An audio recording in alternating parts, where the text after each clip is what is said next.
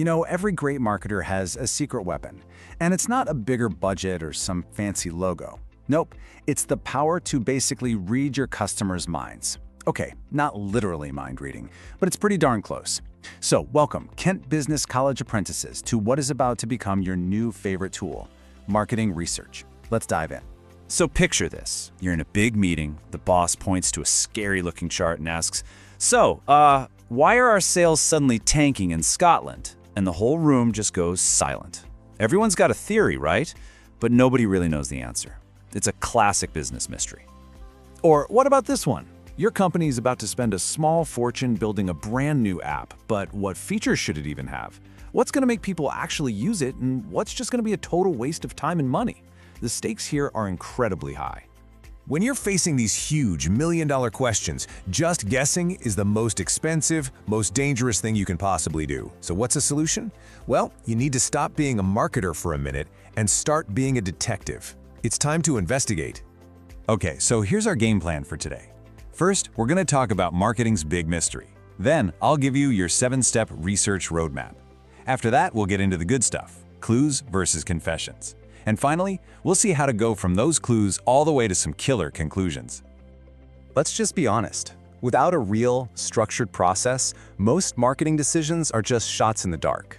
I mean, you might get lucky once or twice, but guessing is not a strategy. It is a recipe for disaster, for wasted time, wasted money, and campaigns that just completely miss the point. But the good news is you're not going in blind. Every good detective follows a procedure, right? A proven process that helps them crack the case every single time. So let's look at your official 7-step roadmap to finding the truth. And here it is. This is it, the official procedure for cracking any marketing case. It's got 7 core steps. First, you define the problem. Then, you design the research plan, collect all the data, analyze the results, draw your conclusions, communicate what you found, and finally, implement and monitor. We're going to really focus on those first few crucial steps today. All right, step 1, define the problem. Now listen, this is without a doubt the most important step. If you get this wrong, the entire investigation just goes sideways. Asking why are sales down is way too vague. A much sharper question is, are our Scottish customers' needs fundamentally different from our English customers' needs? You see the difference?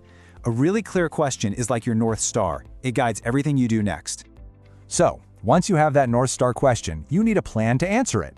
That brings us to step 2, design the research. How are you going to get your clues? Are you going to send out a massive survey? Maybe do some really deep one-on-one interviews? Or maybe just do some desk research and dig into data that already exists?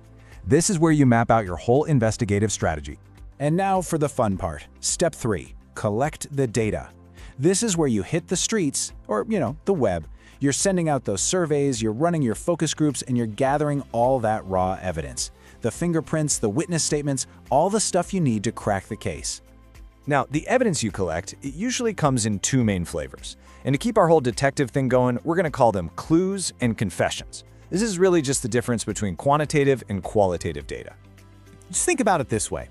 The clues, that's your quantitative data, give you the hard numbers, the objective what? How many people click this button? What percentage of users left after one page? But the confessions, your qualitative data, that's where you get the why. Why was that process so frustrating? What were they actually feeling when they couldn't find the button? A good detective never relies on just one. You need both to really solve the case. So for example, here is a fantastic quantitative clue.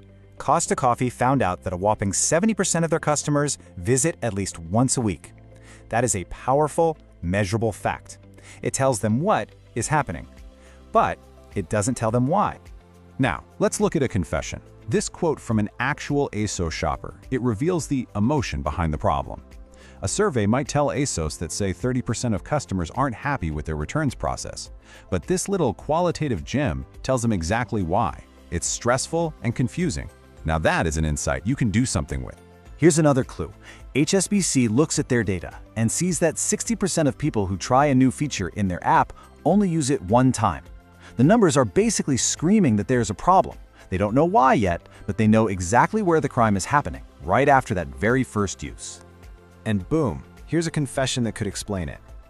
Imagine L'Oreal is running some focus groups, and they find out that people are really struggling to open their new skincare packaging. A survey might never think to ask that specific question, but just by listening to people talk, L'Oreal uncovers a huge design flaw that could be killing their sales. That is the power of qualitative research. So, you've gathered all your clues, you've listened to the confessions, but look, data is really just a big pile of facts until you actually do something with it. This last part is all about turning that investigation into real-world action. This is where the magic happens. You connect the insight directly to an action. The clues tell you your website is slow and customers are leaving, so the recommendation is to invest in improving site speed. The confessions tell you Gen Z thinks your social media is boring, so the recommendation is to completely overhaul your content strategy. It's a straight line from data to decision. And finally, you have to present your case, your final report. That's your case file. It's where you lay out the mystery, all the evidence you found, and your expert recommendation on what to do next. A clear, compelling presentation is what turns all that hard work into actual business change. And really, that's the heart of marketing research. It's this incredibly powerful process that turns total uncertainty into crystal clarity. So the next time you're faced with a big business mystery, you'll have the tools to solve it. The clues are out there. The confessions are just waiting to be heard. You have the data. So, what's your next move?